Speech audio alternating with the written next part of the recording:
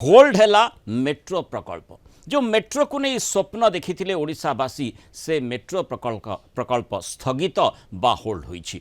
Metro प्रकल्प को नहीं वर्तमान बड़ खबर सामना को आसी वर्तमान पर स्थगित रही भुवनेश्वर मेट्रो प्रकल्पर वैषयिक दिगगुड़िकर पुणी थे अनुधान पुनः अनुधान या स्थगित रखा जाइथिबा गृह निर्माण और नगर उन्नयन मंत्री डॉक्टर कृष्णचंद्र महापात्र सूचना देइछन्ति।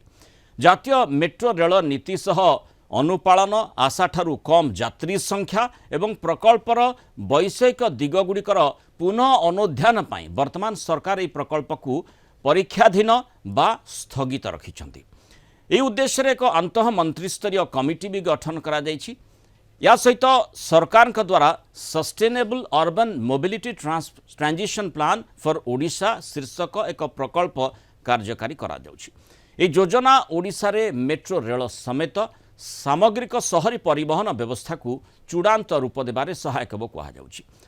आंत मंत्रिस्तरीय कमिटीर सुपारिश एवं उपरोक्त शहरी परिवहन योजनार रिपोर्ट को विस्तृत भावे अनुधान करबा परे सरकार यह प्रकल्प संपर्क में आगामी दिन में अंतिम सिद्धांत नहीं पारिबे।